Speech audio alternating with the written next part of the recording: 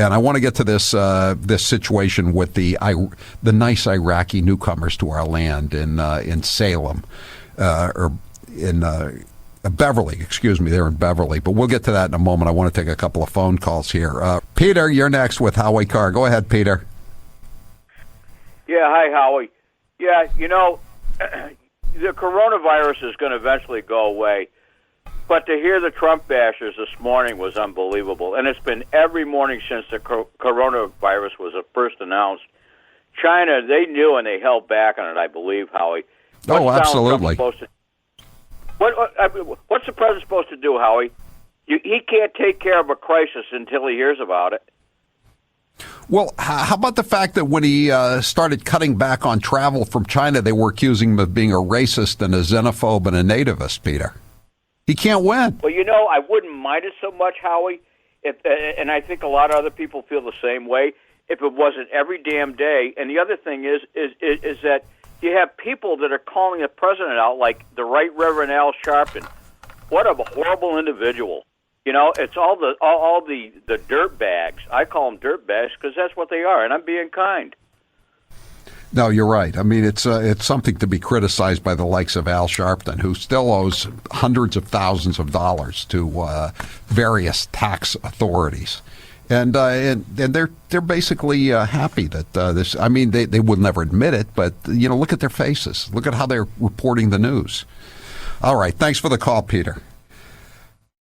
This is from the Salem Evening News. A Salem Superior Court judge has set terms for release of a Beverly couple. They're actually from Iraq, charged with beating and strangling their 14-year-old daughter last month, agreeing with a lower court judge that while the couple pose a danger to the girl, there are conditions including a curfew and a no contact order that would protect her. So these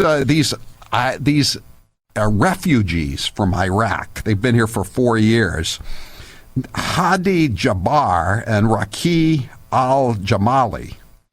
They were living in Section 8 housing. Stop me if you've heard this one before, like the Tsarnaevs, the Boston Marathon terrorist bombers. So a caseworker from the North Shore Community Action Programs visited the apartment, the Section 8 apartment, after they were thrown out, after they were caught trying to throttle their daughter. Guess what the social worker found? What? $100,000 in cash and a pile of jewelry in the apartment, the subsidized apartment. How much did they need a subsidized apartment if they had $100,000 cash, these Iraqis, and a pile of jewelry? So the judge said it appears that at least at some point they had access to a substantial amount of cash. Good deduction by the judge. He then set the bail for Jabbar at $50,000. The judge said the large amount of cash found in the subsidized apartment, again, I love the way subsidized apartment, suggests that if released, they would have the ability to flee unless the court set bail as an incentive to return. Not only are they facing charges of domestic assault and battery and strangulation, they're also facing charges of witness intimidation and threats. The girl and her sister told police she was trying to use makeup to cover up a medical condition so classmates wouldn't tease her at school.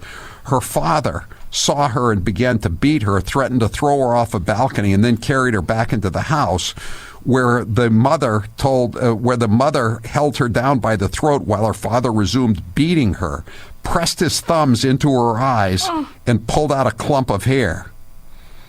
The girl suffered bleeding in one of her eyes and other injuries. The family had fled Iraq, where Jabbar was a lawyer 4.5 years ago. According to the social worker, the social worker took photos of what appeared to be 10 stacks of currency containing $10,000 each, as well as a pile of jewelry. So then they came back to the apartment, and guess what had happened, Grace? The money had disappeared.